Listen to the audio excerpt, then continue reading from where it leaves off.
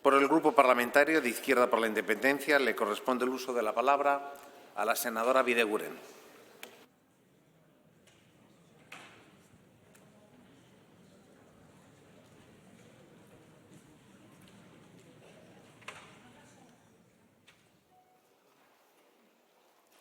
Eskerrik asko, presidente, senatari jaun Andreok, egunon.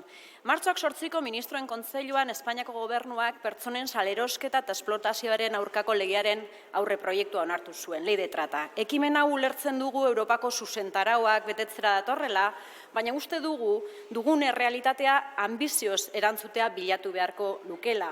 Eta zein da daukagun errealitatea? Bastirela babesten biktimak behar den bezala eta giza eskubideen urraketa larri baten aurrean gaudela. Baina tamalez, aurre proiektua ikusirik errealitate honi esaio erantzuten. Eta gainera, atzera egiteko arriskua dagoela iruditzen zaigu. Egia da, aukera izango dugula legearen tramitean gure iritziak erasakonagoan emateko eta gure zuzenketak sartzeko, baina gaur EAJ planteatzen duen mozioan jasotzen denarekin bat egiten dugu. Aurre proiektuak argi eta garbi ikuspegi kriminozentrikoarekin jarraitzen du. Gaientzen den helburua pertsonen salerosketa eta esplotazio sarea desartikulatzea da.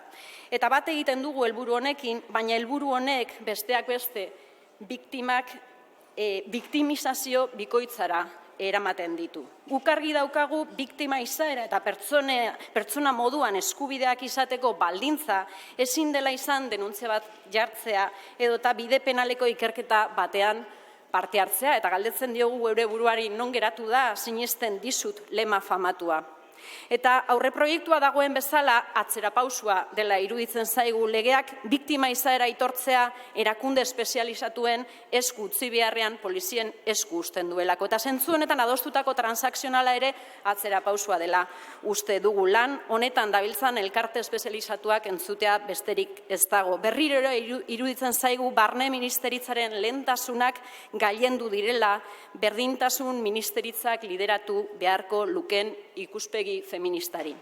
Eta hemen ikusi besterik ez dago, Tzaloak olako mozio baten aurrean, tratarekin bukatzeko iniziatiba baten aurrean, Tzaloak poliziarentzat izan diela eta ez biktimentzat.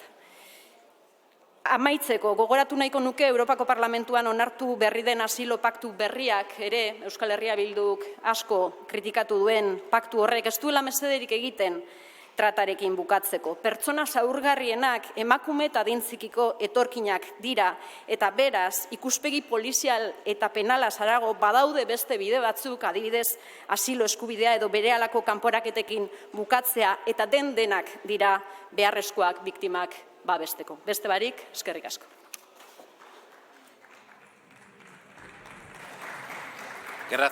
Gracias.